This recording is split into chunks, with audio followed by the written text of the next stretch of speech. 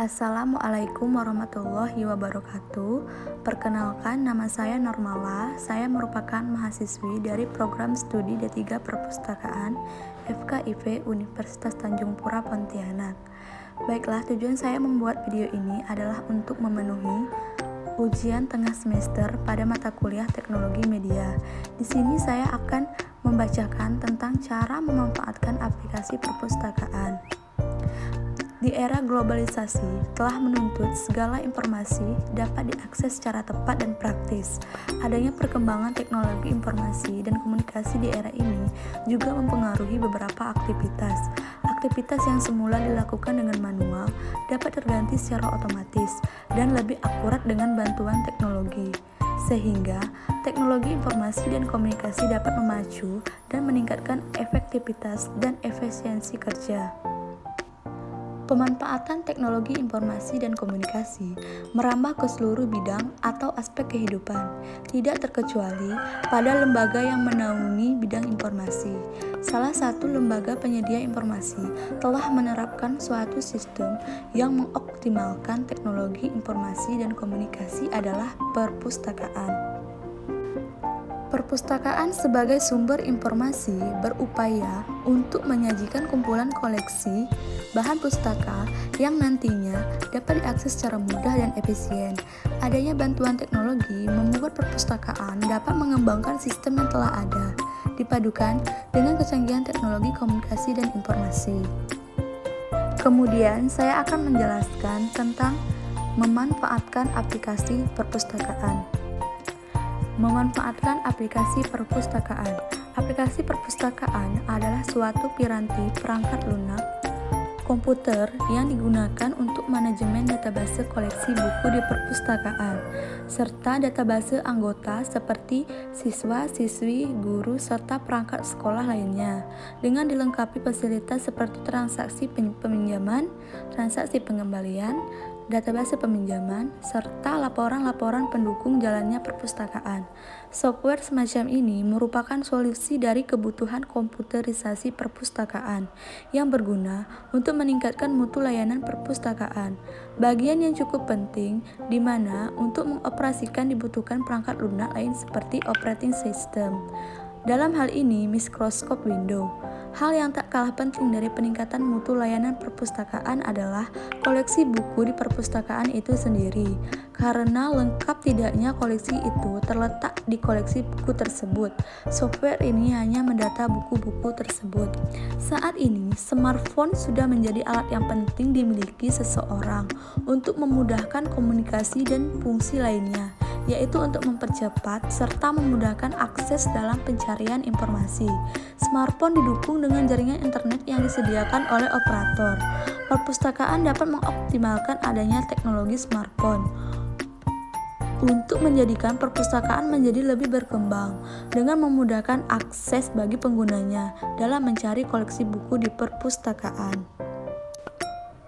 Salah satu aplikasi layanan perpustakaan yang mengintegrasikan antara kecanggihan smartphone dengan dukungan jaringan internet adalah iPusnas. Aplikasi iPusnas merupakan aplikasi berbasis Android yang disediakan oleh Perpustakaan Nasional Republik Indonesia untuk melayani pemustaka. Perpustakaan Nasional Republik Indonesia telah menerapkan aplikasi iPusnas sejak 16 Agustus 2016. Aplikasi ini memiliki fitur opak, yaitu fitur yang ada dalam aplikasi untuk melihat atau mencari koleksi bahan pustaka. Namun, yang menjadi permasalahan adalah aplikasi tersebut mudah untuk digunakan dan berguna bagi pengguna aplikasi. Baiklah, di sini saya akan sedikit menjelaskan bagaimana cara menggunakan aplikasi iPusnas. Nah, berikut merupakan gambar awal atau halaman awal dari aplikasi iPusnas. Karena aplikasi ini adalah perpustakaan dalam bentuk digital, tentu saja kita harus mendaftar dulu untuk bisa meminjam dan membaca koleksinya setelah mengunduh aplikasi iPusnas di App Store atau di Play Store. Di sini tersedia dua cara login, yaitu masuk via Facebook dan juga masuk via email. Nah, berikut merupakan menu tampilan login. Kita bisa mendaftarkan diri dengan menggunakan alamat email yang valid lengkap dengan passwordnya yang nantinya berfungsi sebagai username untuk login. Kita juga bisa mendaftar dengan menggunakan akun Facebook. Masa aktif keanggotaan adalah 1 tahun dan bisa diperpanjang. Jadi di sini saya menggunakan alamat email yang kemudian saya memasukkan alamat email saya dan juga password dari email saya. Kemudian pada gambar 0.3 ini menunjukkan bahwa pengguna dapat melihat panduan penggunaan aplikasi iPusnas dari Android langsung dari website iPusnas karena sumbernya langsung dari website. Jadi jika pengguna melihat dari Android akan langsung ditujukan ke website. Menurut pengguna aplikasi iPusnas mengatakan bahwa aplikasi ini mudah dipelajari. Faktor lain yang membuat aplikasi ini mudah dipelajari karena penggunaan dapat secara bebas memanfaatkan smartphone yang telah dimiliki secara pribadi, sehingga para pemustaka dapat secara leluasa menjelajahi dan mengoperasikan aplikasi iPusnas. Penjelasan dari pernyataan informan di atas. Berikut ini merupakan tampilan dari aplikasi iPusnas. Aplikasi iPusnas dikatakan fleksibel karena pengguna dapat menyesuaikan penggunaan aplikasi tersebut dengan kebutuhannya, di mana saja dan kapan saja. Menurut Mustakini, sistem harus cukup fleksibel untuk menangani perubahan-perubahan yang terjadi. Kepentingannya cukup beralasan dalam kondisi di mana sistem beroperasi atau dalam kebutuhan yang diwajibkan oleh organisasi. Tidak hanya organisasi, fleksibilitas suatu sistem penting diperhatikan agar mudah disesuaikan dengan penggunanya. Pernyataan para informan sesuai dengan pernyataan di atas bahwa aplikasi iPusnas dapat disesuaikan dengan aktivitas penggunanya, sehingga aplikasi tersebut dapat dioperasikan kapanpun dan dimanapun tanpa harus datang ke perpustakaan. Selanjutnya pada gambar 05 ini terdapat tampilan dari peminjaman buku pada aplikasi iPusnas. Setelah kita login, kita tinggal mencari buku yang kita inginkan. Saran saya, gunakan fitur pencarian yang ada di pojok kanan atas. Jika e-book yang kita inginkan ada di iPusnas, sentuh judul buku tersebut. Dalam halaman detail buku, tersaji beberapa informasi seperti jumlah salinan dan besaran file. Klik tombol pinjam atau dapatkan buku ini dan pilih salah satu e-pustaka yang ada. Setelah itu, muncul konfirmasi peminjaman.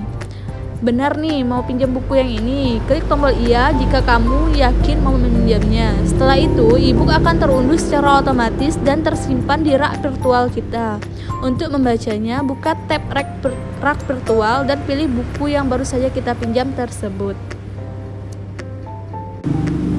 Baiklah, saya akan sedikit memaparkan tentang aspek kegunaan aplikasi iPusnas. Salah satu tujuan adanya suatu sistem pada aplikasi yaitu dapat menjadikan pekerjaan menjadi lebih mudah.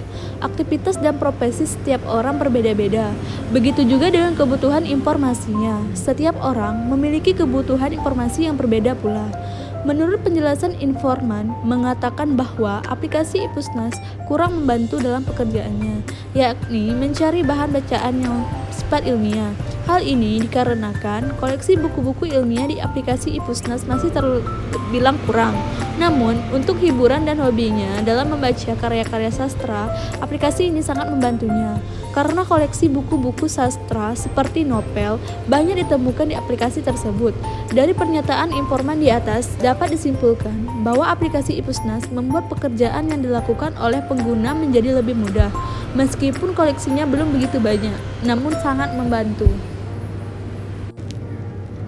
Itulah tadi sedikit pemaparan tentang cara memanfaatkan aplikasi perpustakaan dari saya. Baiklah, saya mohon maaf apabila ada kekurangan atau kesalahan kata. Saya akhiri dengan wabillahi taufik wal hidayah. Wassalamualaikum warahmatullahi wabarakatuh. Terima kasih.